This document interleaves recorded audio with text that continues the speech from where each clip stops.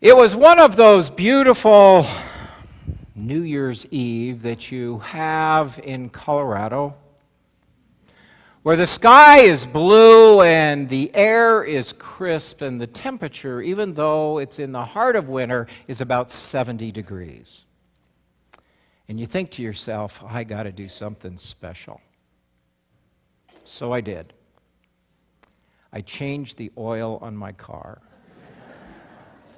I went and changed the oil on my car and was just breathing in all that good oxygen, that good Rocky Mountain air. And I had finished. I had on my white coveralls. You all know, white coveralls, sleeves, the whole thing, and was literally standing in the driveway like this, wiping the dripping oil off of my hands, when a white pickup came in from the side over here into the cul-de-sac, and they're going house to house to house to house. Now, when you're a minister and you live in a cul-de-sac and a car goes house to house to house to house, you know invariably that car or vehicle is going to stop in front of your home. You just know that. They're looking for you. So I stood there, and they drove around house to house and stopped right in front of me. White pickup. The young man jumped out. He was dressed very nicely. A young woman with him, and they came running up, and they said, "Are you the preacher?" And I said, "Yes." "Are you Reverend Haemmelmann?" "Yes." Well, they said, "Well, we've been looking around town, stopped and talked to so-and-so. They said for sure you could help us." You got to love those conversations when they happen. What do you need? They said, "Well, we wondered if you could do a wedding." Okay, New Year's Eve, I get it. What are the circumstances? I'll see if I can help you. They said, "Well, we have these friends, and they've been waiting a long time for a wedding to start, and the justice of the peace hasn't shown up. Do you think you could come out and at least do something so they felt that they came for an event?"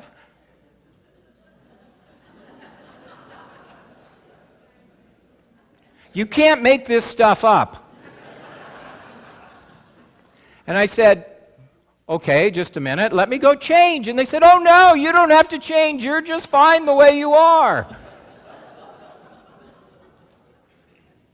I said, "Well, I'd be more comfortable if I put something else on." You know, that really should have been my clue.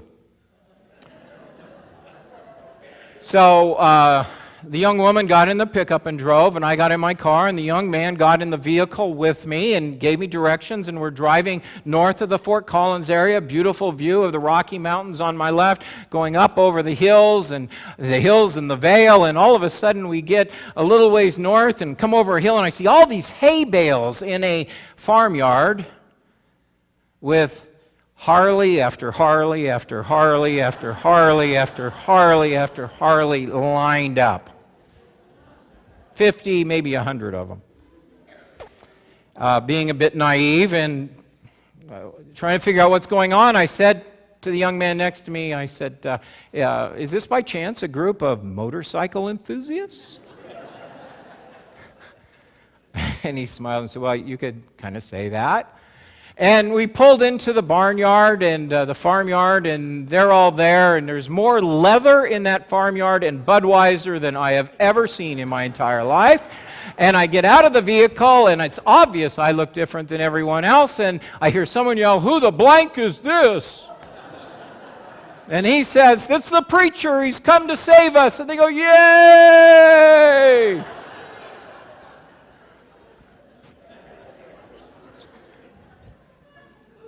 You can't make this stuff up.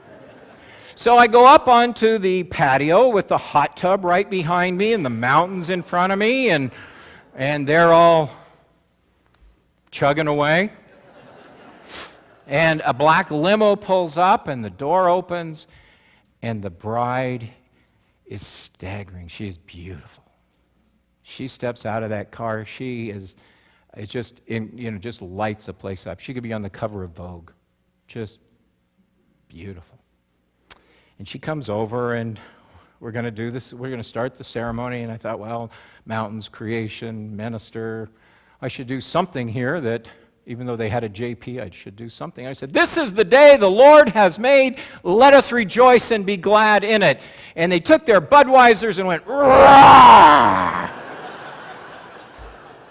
everywhere.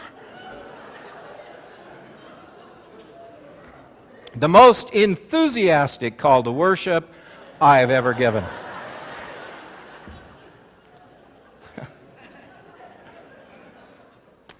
And the ceremony concluded, and everybody's getting ready to go, and the best man goes, wait! And this is a moment when I'm really not sure, because he's looking at me, and there's a hot tub behind me, and I'm thinking, this is the time they throw the preacher in the hot tub. He said, we got to pay the preacher. And they all start reaching in their pockets and shoving it in mine. It is the best payday I have ever had to date. For a wedding. True story. But let's see if we can go back to the point. The moment that bride stepped out, nothing else mattered. She was beautiful. She was spectacular. In the midst of all that other stuff and craziness, you were reminded that you were at a special and holy event. Do you follow me? And I understand that all brides, get dressed up and everything, but that one really just was such a contrast that it's hard to forget. And it makes me, think of a couple things. And one of which is, she reminds me, and that story reminds me of how when something is important and something is special in our lives, we get dressed up. And I don't mean that just literally. I mean it figuratively as well. We set a part of ourselves aside. We say that this is sacred, this is holy, this is something I should do above and beyond for. I remember when I was a little kid, we used to get dressed up for church, and it wasn't the dressed up part that I remember, but that, we didn't have a lot of money. And so when my parents bought me a suit, because you had to be a little man, right, in a suit with the little thing in here. Bill wears those every once in a while, right, the little thing in your... I don't even know what it's called. Tried to blow my nose with it once and pulled it out, and it was cardboard,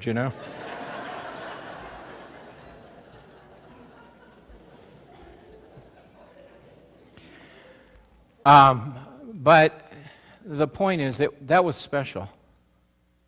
Those clothes were special. They were set aside. They were more than just clothes. They meant something. And what I've witnessed, what I have thought about, is that over the years, how we've evolved or changed from that to the point, everything has just kind of come down. And it's not about attire, it's about what do we set aside. Where do we have places of honor? We don't always speak about Mr. and Mrs., it's always a first name. We don't use titles for this, and then we wonder why they're, do we have any respect or authority? There's just been this, everything comes down to the same level, which on one perspective is really good. It doesn't, people say, what should I call you, Keith? And I say, Keith. That's fine. That's part of the Protestant background, that we're all ministers, that there isn't separation between us. But then there's that other part of me that remembers when we bring things always down, I wonder what we raise up. Where is the sacred? Where is the holy? What is we set aside? That's what the word righteous means. Did you know that? Righteous and holy, it means set aside. That when God sets aside the people of Israel, they are set aside. They are different. They are given a special place. What is special in our lives these days, Sunday morning isn't so special. Wednesday night isn't so special. I mean, where is it? Where do we find it? That's really what I'm thinking about. Where's that moment where we have the wow in our existence and in our lives? This is what I found interesting about the story of Transfiguration. That's what, what makes the gospel such living words is you can preach on these things 30-some years and you see something different each time. And as I read it, you get caught up in this laser light show. Jesus is illuminated, he's flashy, and you see this Walt Disney kind of stuff taking place. And the disciples say, wow, we could make a theme park here. Because that's what they get caught up in. And yet, that's really not what occurs. You know, what occurs here is a moment. They have been with Jesus 3 years now. They've been with him a long time. They should have gotten it by now, but it's almost like an exclamation point at the end of that time. According to Matthew, Mark, and Luke, he's only got a couple weeks left. And so God shoves this exclamation point in there and says, if you haven't seen it yet, here it is. This is my beloved Son. He's special. He's the best I got.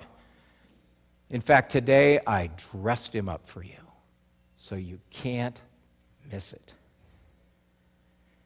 It's the same thing Jesus has been doing a long time. You know, he dresses up the wine at a wedding feast when they run out. He dresses up a crippled man that he can walk. He will dress up on a cross later on and give his best in life and in death. Do you see, this transfiguration is about God saying, where's the sacred? Where's the special? This is my best, the best I can give you. Where's yours? Anybody here want to admit that they have participated in the act of regifting? Come on now, be honest. Anybody? Ah, there we go, a few confessions back there, absolutely. Well, if you haven't, I looked it up on the internet as to how to do it and not get caught. Or look like a fool. And these are the points. 1, it's helpful if you rewrap the gift. 2, you should avoid regifting in the same circle of friends as you receive the gift. 3, avoid regifting a gift that seems to be year after year being regifted. I love this one. 4, take off the name tag.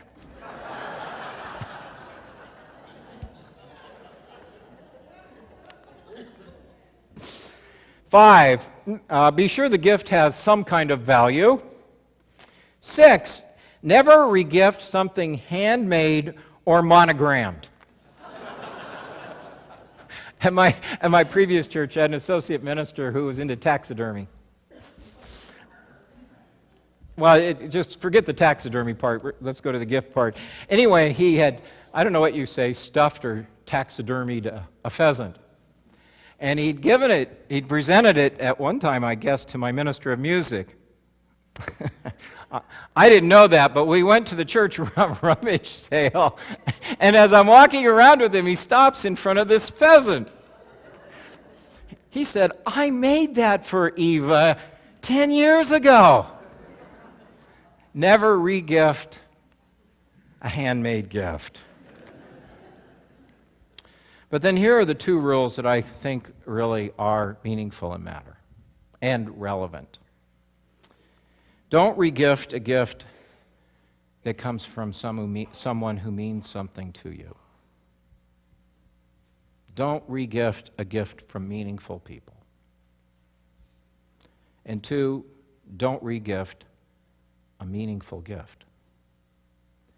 And remember, a meaningful gift has nothing to do with its value or even its usefulness. Sometimes it's the sentimentality. And, you know, we all have those things that have no real value except to us or to the person who gave it to us. And when you pick it up, you almost experience and touch that person. Which is to say that when something is special, significant, set aside, holds a piece of importance in our lives, we acknowledge that and we honor it. We make it and claim it as sacred. On the Mount of Transfiguration, God says to those disciples, and through those scriptures, God says to us, this Jesus is my gift to you. It's wrapped up special. It's special. I'm holding nothing back. Take it, keep it, own it. It's yours. And the disciples are left to grapple with, and we in turn are left to grapple with, the response is, what does that gift mean to us? Where are the sacred spots in our existence? Where do we set aside God in our lives? You know, that was the whole meaning behind first fruits and tithing, was that you set aside. Your first fruits went to God. It was sacred. It was sacred. It wasn't leftovers. In one of the Gospels you'll find one of my favorite Jesus stories. There's a lot of them to pick from, and it'd be kind of interesting to ask you which ones you might guess are my favorite. But my favorite has to do with a Gentile woman. I believe she was a Phoenician, so she would have been a pagan. So she had two strikes against her. She was a woman, and she was not a Jew. And Jesus is at a meal. He is at a feast, and this woman is just being a pest. She's bugging him about something. She wants to talk to him. She wants something from him. And Jesus responds kind of curtly. Not the kind of Jesus response we would expect. You know, he kind of brushes her aside, and he kind of puts her away. And remember, this is early in his ministry, and Jesus is doing exactly what a male Jew would do in his world. She's a woman. She's a non-Jew. You owe her nothing. And finally, this conversation, as she is persistent, gets to the point she looks at him and she says something that I think changes him. That I think in that instant, in that moment, he sees her differently, sees the world different, he sees himself differently. She says to him, "But Master, even the dogs get the crumbs that fall from the table."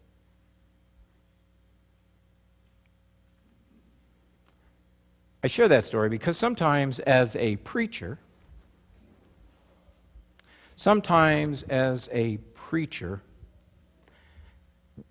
it's hard not to feel like that woman begging for the crumbs, especially around stewardship time. I'm dead serious. It's hard to not feel like that person that says, you know what, don't just give us the leftovers. Don't give to God what you don't need. Think about what's holy and sacred in your life, what's powerful, what's meaningful, and give that. Your time, your purpose, your energy, your resources, it is worth that. It's worth that because in this scripture, God says to those disciples and us, this is my best. This is my beloved Son who's going to die for you.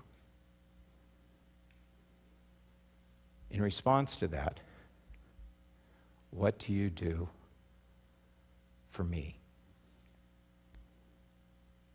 For God?